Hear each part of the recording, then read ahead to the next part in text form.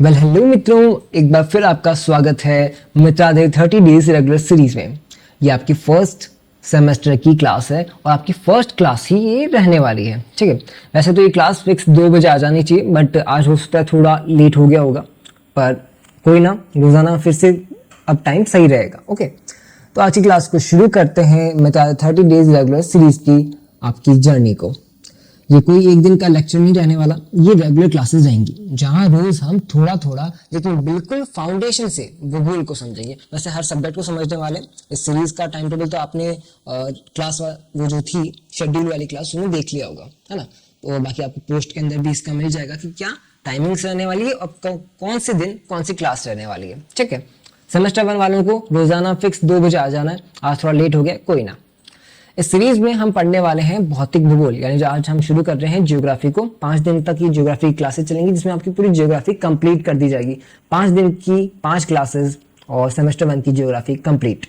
Also English medium वालों के लिए भी ये हेल्पफुल रहने वाली है। ओके, और ध्यान से सुनिएगा, ये जो फिजिकल ज्योग्राफी है ये सिर्फ पहाड़, भूकंप या परिघटनाओं की कहानी नहीं है।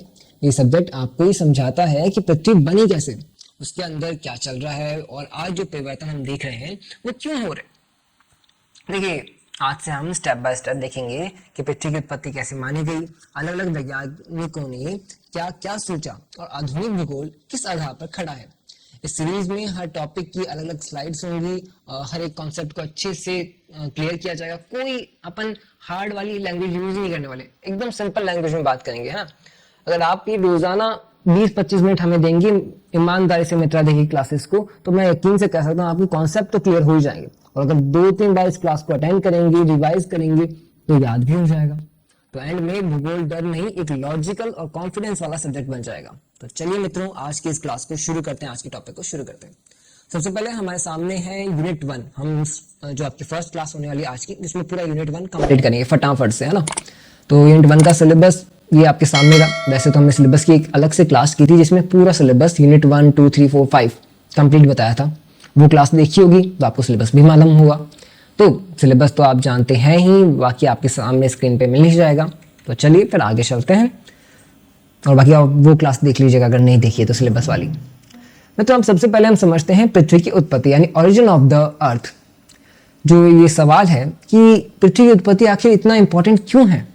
पृथ्वी की उत्पत्ति सिर्फ भूगोल का टॉपिक नहीं है, ये एक वैज्ञानिक जिज्ञासा यानी कि साइंटिफिक क्यूरियोसिटी का विषय है। इंसान हमेशा से जानता है कि जिस धरती पर हम रहते हैं वो बनी कैसे। देखिए, मैं एक चीज आपको बताता हूँ। अगर आप इंग्लिश मीडियम से हैं तो देखिए, आप मेरी बात को ध्यान से सुनिएगा, लिसन केयरफुली, क्योंकि इंग्लिश मीडियम वालों के लिए जो मैं बोलूंगा उसमें कहीं ना कहीं टेक्निकल टर्म्स का यूज किया जाएगा, तो आपको इंग्लिश मीडियम वालों के लिए भी बड़ा बेनिफिट है। और बाकी नोट्स हिंदी और इंग्लिश दोनों में ही मिलेंगे जिनको तैयार किया जा रहा है। कुछ दिनों में आपको नोट्स भी मिल जाएंगे, अभी तो नहीं मिलने वाले, कुछ दिनों में मिल जाएंगे। ठीक है, तो नोट्स भी बड़े प्यार से बनाए जा रहे हैं, उनका वेट आपको भी है और मुझे भी है, क्योंकि मैं ही उनको बना रहा हूँ यार। हमारी पूरी टीम उनको तैयार कर रही है एंड टीम का हर एक मेंबर हर नोट्स पे बड़ी ही मेहनत से उसको इतना निखार रहा है, कहते हैं ना, अच्छा बना रहा है कि आप उसे देखते ही समझ जाए कि टॉपिक क्या है, आपको समझ में आ जाए, आपको याद हो जाए।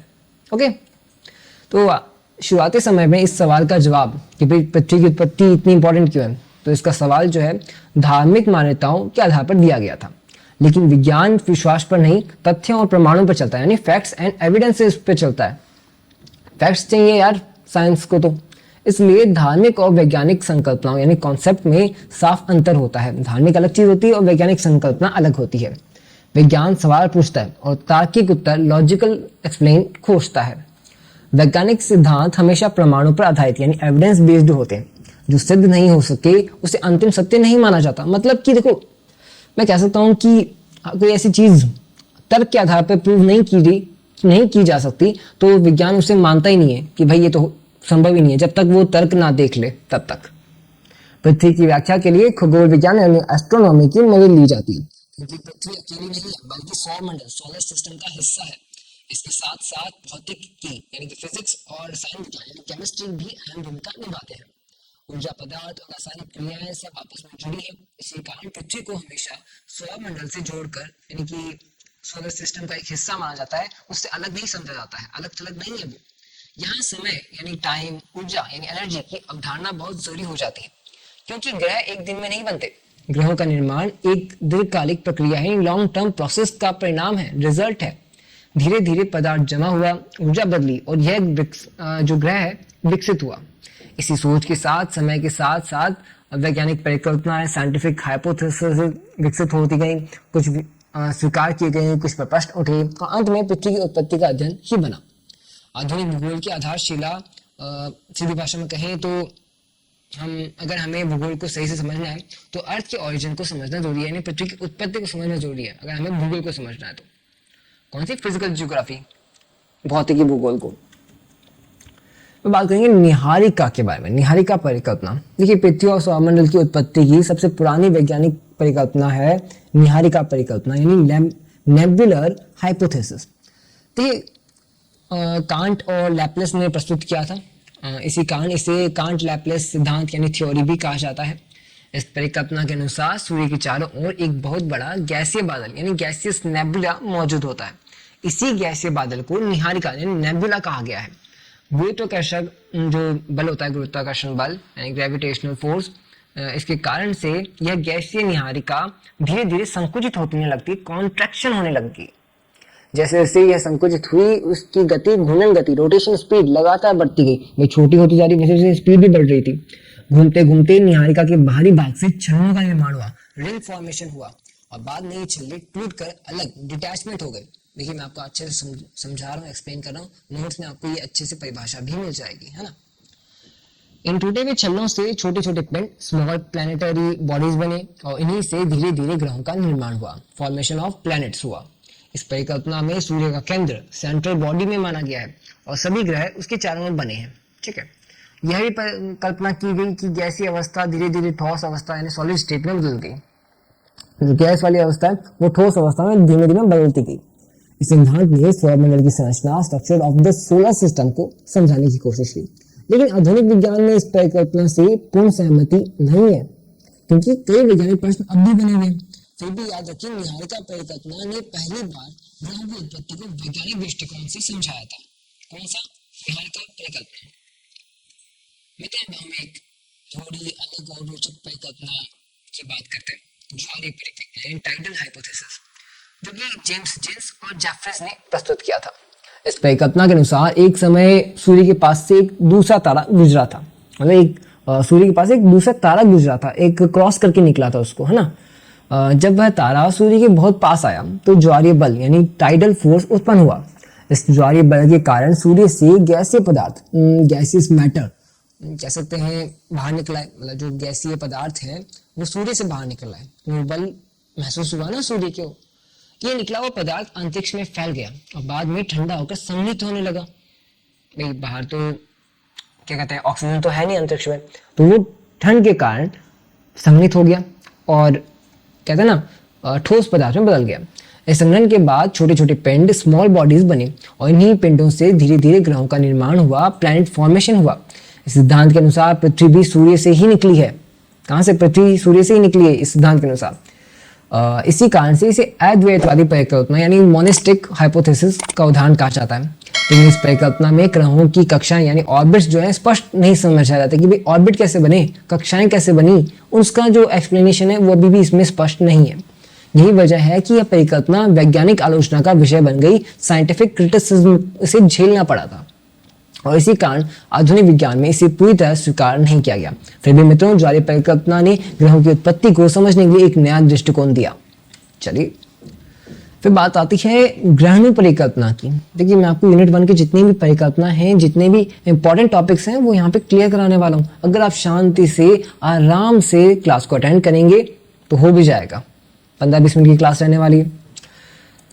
देखिए ग्रहों के बनने की प्रक्रिया को स्टेप बाय स्टेप हम इसमें समझेंगे ग्रहणु परिकल्पना में, प्लैनेटेसिमल हाइपोथेसिस। देखिए चैम्बरन और मोल्टन ने प्रस्तुत किया था। इस परिकल्पना के अनुसार एक समय सूर्य के पास एक दूसरा तारा आया। जब वह तारा सूर्य के बहुत पास पहुंचा तो सूर्य पर गुरुत्वीय प्रभाव पड़ा। इस प्रभाव से सूर्य की सतह से छोटे छोटे ठोस कण बाहर निकल आए। तो सेम वही ज्वारीय वाली परिकल्पना चल रही है इसमें भी, बट आगे जाके थोड़ा चेंज आता है। इन छोटे ठोस कणों को ग्रहणु कहा गया, यानी प्लैनेट बनने से पहले की छोटी इकाइयां। अब सोचो जरा, ये ग्रहणों अंतरिक्ष में इधर उधर फैले हुए थे, समय के साथ एक दूसरे के पास आए और आपस में जुड़ने लगे, यानी दो छोटे छोटे ग्रहणों थे, वो आपस में जुड़ के एक बड़ा ग्रहणु बन गया, एक ग्रह बन गया। इस जुड़ने की प्रक्रिया से पहले छोटे पिंड बने और फिर ग्रहों का क्रमिक विकास यानी ग्रेजुअल डेवलपमेंट ऑफ प्लैनेट्स हुआ। इस परिकल्पना में ग्रहों का निर्माण एक दिन में नहीं बल्कि लंबे समय यानी लॉन्ग टाइम्स जो स्पैन में माना जाता है, क्योंकि इसमें सूर्य और दूसरा तारा दोनों की भूमिका मानी गई है, इसलिए इसे द्वैतवादी सिद्धांत का उदाहरण कहा जाता है, ड्यूलिस्टिक थ्योरी। या इस सिद्धांत में टकराव और संगठन दोनों प्रक्रियाएं शामिल यानी कॉलिजन्स और एक्सीलरेशन दोनों इसमें शामिल है। यह परिकल्पना चंद्रमा के निर्माण ओरिजिन ऑफ द मून को समझाने की भी कोशिश करती है, लेकिन ध्यान रखिए इसके पक्ष में ठोस वैज्ञानिक प्रमाण कम पाए गए। इसी कारण यह परिकल्पना भी पूरी तरह से स्वीकारी नहीं गई। भाई कितनी परिकल्पना आई और कितनी उनमें कुछ ना कुछ कमियां रही, कुछ चीज एक्सप्लेन नहीं कर पाए, इसलिए वो स्वीकार नहीं की गई पूरी तरीके से। याद रखिए मित्रों, ग्रहणों परिकल्पना ने ग्रहों की उत्पत्ति को क्रमिक प्रक्रिया के रूप में समझाने की पूरी कोशिश की, मजबूत नींव रखी थी इस चीज को। किसने? ग्रहणों परिकल्पना ने। फिर बात करते हैं उस परिकल्पना पर आते हैं जिसे आधुनिक विज्ञान काफी हद तक तर्क संगत मानता है, काफी हद तक। संवर्धन परिकल्पना यानी एसिलेशन हाइपोथेसिस। अंतरिक्ष में धूल और गैस के कण पहले से मौजूद थे, यानी डस्ट एंड गैस के जो पार्टिकल्स हैं वो पहले से मौजूद थे इन स्पेस। यही कण ग्रहों की कहानी की शुरुआत करती है। इन कणों पर गुरुत्वाकर्षण बल लगातार काम करता था। मतलब देखिए जो कहते हैं ना, तो हम गुरुत्वाकर्षण बल जो है वो उनके ऊपर लगातार काम करता रहा और धीरे धीरे कण एक दूसरे से जुड़ते गए। इसका नाम ही एसिलेशन है। शुरुआत में छोटे छोटे कण सूक्ष्म पिंड स्मॉल बॉडीज बने, फिर समय के साथ ये मिलते गए और बड़े पिंड लार्जर बॉडीज बनते चले गए। इस परिकल्पना में छोटे पिंडों से ग्रहों का विकास हुआ और यानी ग्रह एक झटके में नहीं बने थे, छोटे छोटे पिंडों से बने थे। यह पूरी प्रक्रिया दीर्घकालिक लॉन्ग टर्म प्रोसेस मानी जाती। लाखों करोड़ों वर्षों में ग्रहों का आकार धीरे धीरे तैयार हुआ। संवर्धन परिकल्पना आधुनिक खगोल विज्ञान की यानी मॉडर्न एस्ट्रोनॉमी से सीधी जुड़ी हुई है। आज भी हम अंतरिक्ष में ऐसे ही संगठन प्रक्रियाएं देखते हैं। इस सिद्धांत के अनुसार पृथ्वी का विकास क्रमिक रूप से हुआ, पहले बीज पड़े फिर ग्रह बना। यह परिकल्पना सौरमंडल की यांत्रिक व्याख्या mechanical explanation of the solar system भी देती है। सब कुछ प्राकृतिक नियमों से जुड़ा हुआ है। मतलब यहाँ गैस और ठोस पदार्थ दोनों समन्वय माने जाते हैं। देखिए सीधी भाषा में कहें तो एसिलेशन हाइपोथेसिस कहती है ग्रह जुड़ते जुड़ते बने, अचानक नहीं। क्या कहती है? ग्रह जुड़ते जुड़ते बने, अचानक नहीं। संवर्धन परिकल्पना का मतलब यही निकलता है, सार यही निकलता है। और जो संवर्धन परिकल्पना आधुनिक सिद्धांतों से काफी मेल खाती है, यानी क्लोज सिमिलैरिटीज देखी जाती हैं।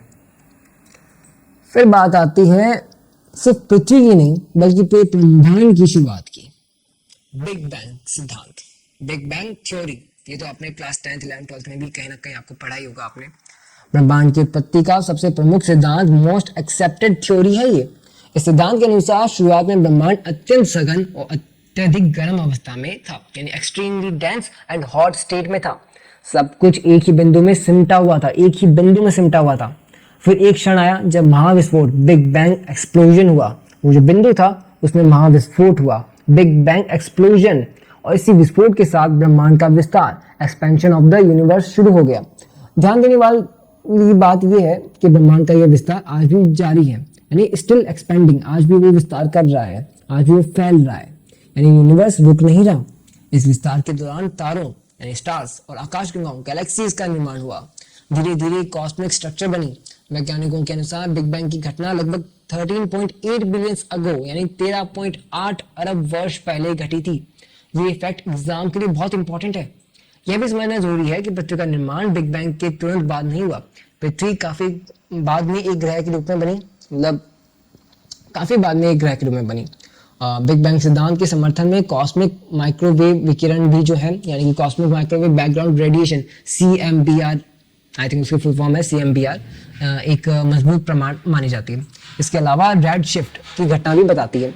आकाशगंगाएं एक दूसरे से दूर जा रही हैं, यानी यूनिवर्स एक्सपैंड कर रहा है। इसलिए आज बिग बैंग थ्योरी को आधुनिक विज्ञान में सबसे अधिक मान्य माना जाता है, मान्य सिद्धांत माना जाता है।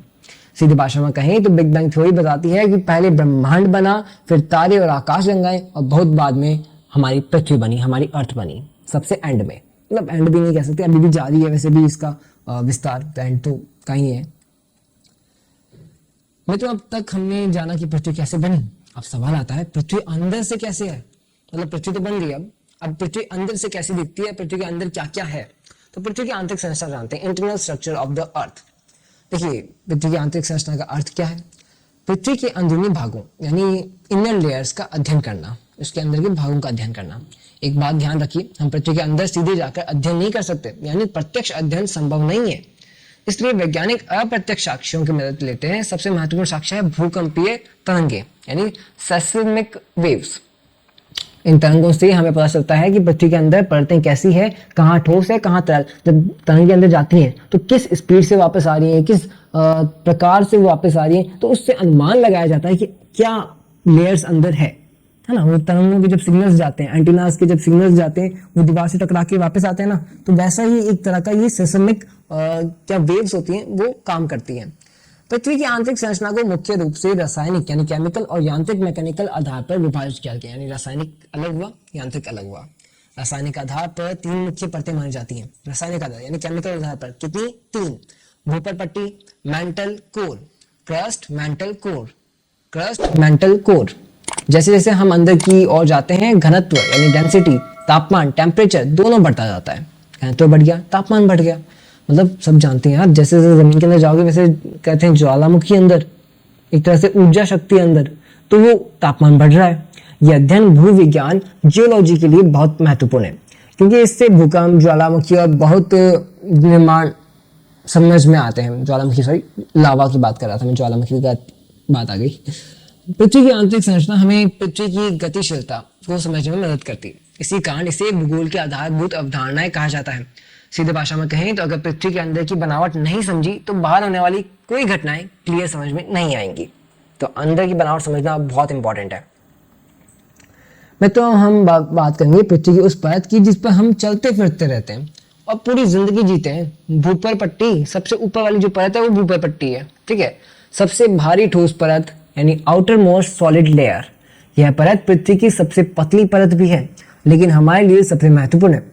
भूपर पट्टी मुख्य रूप से 2 प्रकार की होती है, महाद्वीपीय भूपर पट्टी और महासागरीय भूपर पट्टी यानी कॉन्टिनेंटल एंड ओशनिक। महाद्वीपीय भूपर पट्टी मोटाई में अधिक मोटी होती है लेकिन घनत्व में कम होती है, जबकि महासागरीय भूपर पट्टी पतली होती है पर अधिक सघन होती है, ठीक है। दोनों ऑपोजिट हैं एक दूसरे के। ये टेबल के थ्रू मैं आपको जब आगे समझाऊंगा कभी मैथन क्लासेस के अंदर, इसको अच्छे से टेबल के थ्रू समझेंगे। महाद्वीपीय भूपर पट्टी में मुख्य रूप से सिलिका और एल्यूमिनियम पाए जाते हैं। इसी कारण इसे सियाल भी कहा जाता है। देखिए रेगुलर क्लासेस 5 क्लासेस में कंप्लीट हो जाएंगी, उसके बाद में 1 या 2 मैथन क्लासेस भी आएंगी जो एग्जाम के जस्ट पहले आएंगी, तो उसको भी अटेंड कीजिएगा। उसमें मॉडल पेपर की भी बात करेंगे और मोस्ट इंपॉर्टेंट क्वेश्चंस की भी बात करेंगे। यहाँ तो अपन पूरे टॉपिक को समझें, पूरी बुक के हर एक इंपॉर्टेंट जो हर एक थ्योरीज है उन थ्योरीज को कवर करें, हर एक टॉपिक को कवर करेंगे। बट मैथन क्लासेस में सिर्फ मोस्ट इंपॉर्टेंट, ओके। फिर बात करेंगे कि जो भूपर पट्टी है यहाँ ग्रेनाइट और बेसाल्ट जैसी चट्टानें अधिक पाई जाती हैं। कौन सी? ग्रेनाइट और बेसाल्ट। भूपर पट्टी में तापमान और दाब अन्य परतों की तुलना में कम होता है, यानी टेम्परेचर एंड प्रेशर। यही वो परत है जहाँ जीवन का अस्तित्व संभव है, यानी ये जो परत है यहीं पे जीवन संभव हो सकता है। सभी मानव गतिविधियां जैसे खेती, शहर, उद्योग इसी परत पर होती हैं। सीधी भाषा में कहें तो क्रस्ट पृथ्वी का वो हिस्सा है जो हमारी रोजमर्रा की जिंदगी से सीधे जुड़ा हुआ है। फिर समझेंगे हमारे उस परत के बारे में, या फिर उस परत में उतरते हैं और जानते हैं धरती की ज्यादातर गतिविधियों को चलाने वाली कौन सी परत है? मेंटल। देखिए मेंटल भूपर पट्टी के ठीक नीचे स्थित पृथ्वी की सबसे मोटी परत है। भूपर पट्टी के ठीक नीचे कौन सी है? मेंटल। फर्स्ट पे आई भूपर पट्टी, सेकंड पे आई मेंटल। तो देखिए वो वाला मेंटल नहीं, ठीक है। मेंटल का विस्तार लगभग 2900 किलोमीटर तक माना जाता है, यानी पृथ्वी के आयतन का सबसे बड़ा हिस्सा। मेंटल में मुख्य रूप से सिलिका और मैग्नीशियम पाए जाते हैं, इसी कारण इसे सीमा भी कहा जाता है। मेंटल को 2 भागों में बांटा जाता है, ऊपरी मेंटल और निचला मेंटल। ऊपरी मेंटल का कुछ हिस्सा अर्ध ठोस कहते हैं अर्ध ठोस अवस्था में होता है। यहीं से दुर्बलता मंडल की पहचान होती है, यानी एस्थेनोस्फीयर की। मेंटल में संवहन धाराएं भी पाई जाती है। यही धाराएं ऊर्जा को ऊपर नीचे ले जाती हैं। इन्हीं संवहन धाराओं की वजह से प्लेट विवर्तनिकी संभव हो पाता है। प्लेट टेक्टोनिक्स इसी की वजह से संभव हो पाता है। किसकी वजह से? संवहन धाराओं की वजह से। इसके आपके छोटे मोटे क्वेश्चन भी बन सकते हैं लाइक एमसीक्यूज और रेगिस्तान के अंदर, किसकी वजह से है प्लेट विवर्तनिकी संभव हो पाता है, संवहन धाराओं की वजह से। मेंटल को ज्वालामुखी गतिविधियों का मुख्य स्रोत माना जाता है। मैग्मा यहीं से ऊपर आता है, कहाँ से, मेंटल से। जैसे जैसे हम नीचे आते हैं मेंटल में तापमान और दाब लगातार बढ़ता जाता है। यही कारण है कि मेंटल पृथ्वी की गतिशीलता का केंद्र माना जाता है। सीधी भाषा में कहें तो मेंटल धरती का पावर हाउस है जो ऊपर की परतों को चलाने की ताकत देता है। ठीक है, यह मेंटल क्लियर हो गया पूरा। फिर बात आती है कोर की। सबसे अंदरूनी और सबसे शक्तिशाली हिस्सा कौन सा है, कोर, पृथ्वी का सबसे भीतरी भाग। यह परत मुख्य रूप से लोहा और निकल से बनी हुई है। क्या, आयरन एंड निकल। इसी कारण इसे निफे संरचना भी कहा जाता है, निफे। कोर में तापमान और दाब पृथ्वी की सभी परतों में सबसे अधिक होता है, यानी सबसे ज्यादा कहाँ है, कोर में। सबसे ज्यादा तापमान और दाब, प्रेशर किसमें है, कोर में। दो भागों में बांटा जाता है, बाह्य कोर और आंतरिक कोर। बाह्य कोर तरल अवस्था में होता है जबकि आंतरिक कोर ठोस अवस्था में होता है। ठीक है, यही बाह्य कोर की तरल गति पृथ्वी के चुंबकीय क्षेत्र का निर्माण करती है। जो चुंबकीय क्षेत्र है वो कहाँ निर्माण होता है, बाह्य कोर के अंदर। इस चुंबकीय क्षेत्र की वजह से ही पृथ्वी सूर्य की हानिकारक किरणों से सुरक्षित रहती है। कोर को पृथ्वी की आंतरिक ऊर्जा का मुख्य स्रोत माना जाता है। इसी ऊर्जा के कारण भूकंप, ज्वालामुखी और अन्य भूगर्भीय प्रक्रियाएं संचालित होती हैं। कोर पृथ्वी का सबसे अधिक घनत्व वाला भाग है और इसी वजह से यह ग्रह की स्थिरता महत्वपूर्ण योगदान देता है। देखिए, आपको आराम से यहाँ पे नोट्स मिल जाएंगे अच्छे से पूरा प्रिपरेशन के थ्रू। और बाकी जो फिजिकली पीडीएफ के अंदर आपको नोट्स मिलना है वो तो अच्छे से तैयार हो ही रहे हैं। फिर बात होती है स्थलमंडल की। बिल्कुल स्थिर लेकिन अंदर से लगातार गतिशील। देखिए, थोड़ा सा आपको नॉइस आ सकता है। अभी क्या बाहर मकर संक्रांति का टाइम चल रहा है, पतंगें उड़ाई जा रही है, तो बच्चों का शोर आपको सुनाई दे रहा होगा, है ना। तो ये स्थलमंडल यानी लिथोस्फीयर असल में भूपट्टी और ऊपरी मेंटल का संयोजन है, यानी क्रस्ट और मेंटल का ऊपरी भाग मिलकर स्थलमंडल बनाते हैं।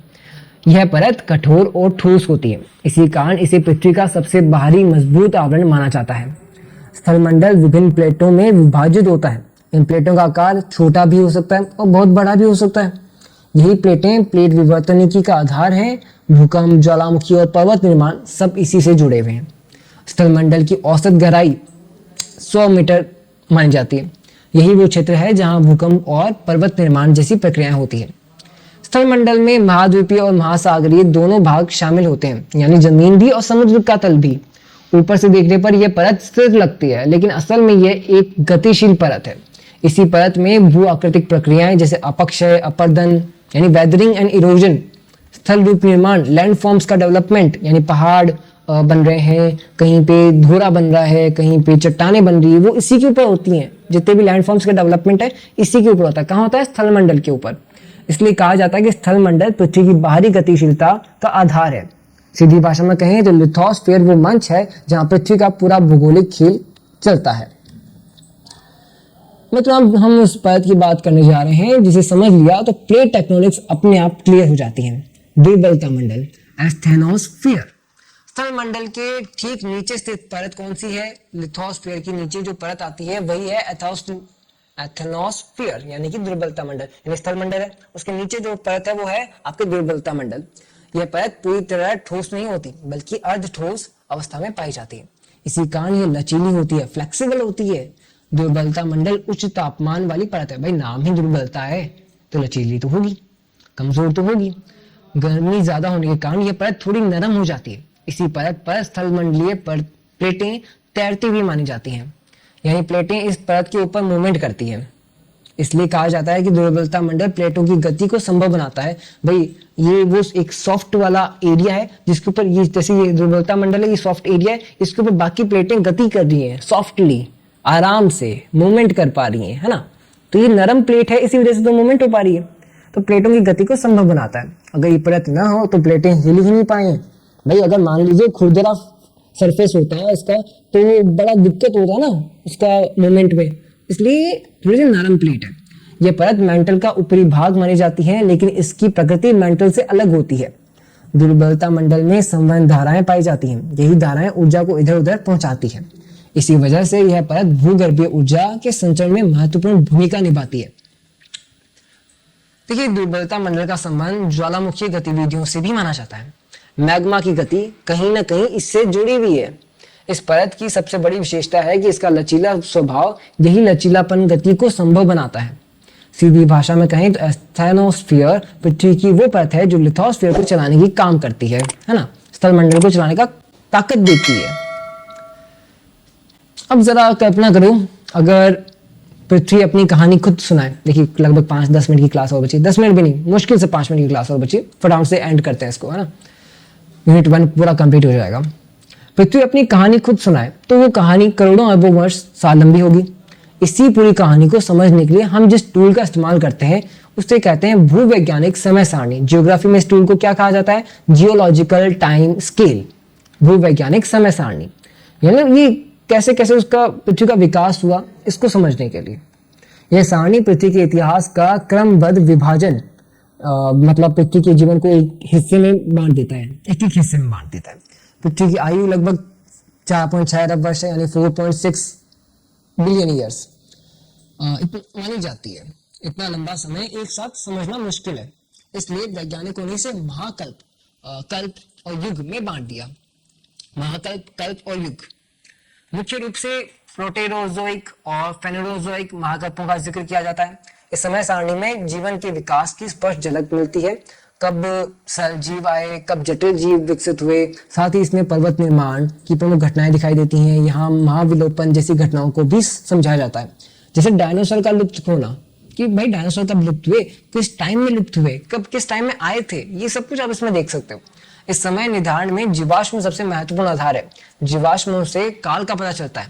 भूवैज्ञानिक समय सारणी है, जीवाश्म आप समझ रहे हो, फॉसिल्स, ठीक है, भूगर्भीय परिवर्तनों का क्रम समझने में मदद करती है। इसी के जरिए हम जान पाते हैं कि पृथ्वी की किस तरह धीरे धीरे बदलती है, मतलब भाई कैसे किस टाइम पे बदली। सीधी भाषा में कहें तो जियोलॉजिकल टाइम स्केल पृथ्वी के जीवन की टाइमलाइन है, ठीक है, ये उसकी आयु बता रही है कि किस आयु में क्या हुआ, समझे।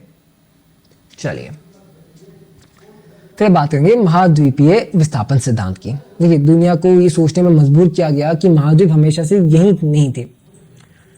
ये कौन सा सिद्धांत है? महाद्वीपीय विस्थापन सिद्धांत। किसने बताया था? अल्फ्रेड वैगनर ने। वैगनर के अनुसार पहले सभी महाद्वीपीय एक ही विशाल भूखंड में जुड़े हुए थे, यानी सब महाद्वीप एक बड़े भूखंड में जुड़े हुए थे, जिसे उन्होंने पैंजिया कहा। समय के साथ यह विशाल भूखंड टूटने लगा और महाद्वीप धीरे धीरे विस्थापित होने लगे। भाई टूटा तो महाद्वीप में पहले तो था बहुत बड़ा भूखंड, बट बहुत बड़े भूखंड के जब टुकड़े हुए तो महाद्वीपों बन गए और महाद्वीप धीमे धीमे दूर होते चले गए, धीमे धीमे खिसकते चले गए। बाद में पैंजिया 2 बड़े भागों में बटा। क्या नाम रखा उनका? लारेशिया और गोंडवाना। इस सिद्धांत के समर्थन में वैगनर ने कई प्रमाण दिए। सबसे पहला प्रमाण था तट रेखाओं की समानता, फिट ऑफ कोस्टलाइंस। जैसे अफ्रीका और दक्षिण अमेरिका आपस में फिट होते हैं, जब उनको जोड़ा जाए तो इस तरह के फिट हो जाता है, जैसे पजल्स जोड़ते हैं ना वैसे। दूसरा प्रमाण था जीवाश्मों की समानता, अलग अलग महाद्वीपों पर एक जैसे जीवाश्म मिले। तीसरा प्रमाण था भूवैज्ञानिक संरचनाओं का मेल, चट्टानों की बनावट एक जैसी पाई गई। इसके अलावा जलवायु साक्ष्य इस सिद्धांत का समर्थन करते हैं। लेकिन एक बड़ी समस्या थी, वैगनर महाद्वीपों की गति का कारण नहीं समझ पाए कि भाई महाद्वीप गति कैसे कर पा रहे हैं, क्यों कर पा रहे हैं, क्या कारण इनके पीछे। इसी वजह से यह सिद्धांत पूरी तरह स्वीकार नहीं किया गया। लेकिन याद रखिए, मैं तो यही सिद्धांत बना आधुनिक प्लेट विवर्तन की नींव। सीधी भाषा में कहें तो कॉन्टिनेंटल ड्रिफ्ट थ्योरी ने भूगोल को सोचने की नई दिशा दी। तो ये बड़ा इंपॉर्टेंट क्वेश्चन है ये। प्लेट विवर्तन के सिद्धांत को, प्लेट विवर्तन सिद्धांत को आज आधुनिक भूविज्ञान का केंद्रीय सिद्धांत माना जाता है। इस सिद्धांत के अनुसार स्थल मंडल एक ठोस टुकड़ा नहीं है, बल्कि यह कई प्लेटों में विभाजित है। ये प्लेटें हैं दुर्बलता मंडल के ऊपर तैरती हुई मानी जाती हैं। ये प्लेटें जो दुर्बलता मंडल के ऊपर तैरती मानी जाती हैं और यहीं से इनकी निरंतर गति होती रहती है। प्लेटों की गति धीमी होती है, लेकिन इसका प्रभाव बहुत बड़ा होता है। इन प्लेटों की 3 प्रमुख सीमाएं होती है: विसरण सीमा, अभिसरण सीमा, रूपांतरण सीमा, यानी डिवरजेंट, कन्वर्जेंट, ट्रांसफॉर्म बाउंड्रीज। ये बाउंड्रीज हैं, ठीक है, सीमाएं हैं। इन सीमाओं पर पर्वत निर्माण, भूकंप, ज्वालामुखी जैसी घटनाएं होती है। इस सिद्धांत ने महासागरों के विस्तार और संकुचन को भी वैज्ञानिक रूप से समझा दिया था कि भाई संकुचन क्यों हो रहा है। प्लेट विवर्तन के सिद्धांत ने वैगनर के महाद्वीपीय विस्थापन सिद्धांत को ठोस आधार दिया। यानी जो सवाल वैज्ञानिक नहीं समझा पाए उनका उत्तर इस सिद्धांत ने दे दिया था। किसने? प्लेट विवर्तन के सिद्धांत में। इसलिए कहा जाता है कि प्लेट विवर्तन की सबसे महत्वपूर्ण अवधारणा, most important concept of geography है। सीधी भाषा में कहें तो प्लेट टेक्टोनिक्स थ्योरी बताता है पृथ्वी बाहर से स्थिर दिखती है, पृथ्वी बाहर से स्थिर दिखती है, लेकिन अंदर से लगातार चल रही है, लगातार गतिशील है, मूवमेंट हो रही है। और इसी के साथ आज का ये पूरा यूनिट 1 कंप्लीट होता है। यूनिट 1 के जितने भी इंपॉर्टेंट टॉपिक्स थे ना वो हमने कंप्लीट कर लिए। लगभग हमने यहाँ पे कम से कम इतने टॉपिक्स तो क्लियर कर लिए कि हमारा आराम से यूनिट 1 समझ में आ जाए।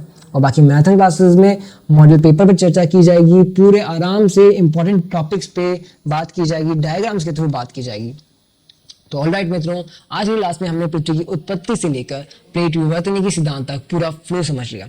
आज हमने ये जाना कि पृथ्वी अचानक नहीं बनी, बल्कि वैज्ञानिक प्रक्रियाओं के जरिए धीरे धीरे विकसित हुई। और जो बदलाव आज दिखते हैं उनके पीछे एक लॉजिक है ना, तर्क है। अगर आज आपको लगा कि अरे ये तो एक्चुअली कनेक्ट हो रहा है, हमें समझ में आ रहा है यार कि क्या पढ़ाया सर ने, तो बस वही मित्रालय क्लासेस का पर्पस था, यही उद्देश्य था। यहाँ रटने वाला कोई बात नहीं होने वाली, यहाँ आपको नोट्स मिलेंगे, यहाँ आपको एक्सप्लेन किया जाएगा। हमारा यही प्रायोरिटी रहती है कि भाई आपको समझ में आए ना। इसलिए थोड़ा टाइम भी लग जाता है क्लासेस को बनाने में कि भैया इतने अच्छे से नोट्स बनाए जाए, इतने अच्छे से एक्सप्लेन किया जाए कि समझ में आ जाए। ये 30 डेज रेगुलर सीरीज है।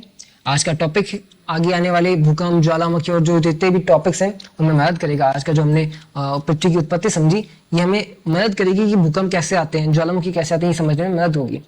तो 30 डेज रेगुलर सीरीज का ये पहला क्लास था और आज की क्लास को बस सुनकर छोड़ना नहीं है, थोड़ा रिवाइज भी करना है। दोबारा से इस क्लास को अटेंड भी कर लीजिएगा, क्योंकि देखिए रोजाना हर सेमेस्टर की सिर्फ एक ही क्लास आ रही है। अब अगर आप सेमेस्टर 1 से हैं तो आपकी एक ही क्लास हुई ना आज की, तो दोबारा एक बार शाम को रिपीट कर लीजिएगा इस क्लास को। तो मित्रों, कल मिलते हैं सेम टाइम पर सेम जगह मित्रालय 30 डेज रेगुलर सीरीज में एक नए टॉपिक के साथ। तो जुड़े रहिए एमजीसी मित्रालय के साथ। आपका अपना स्टडी मित्रा। धन्यवाद।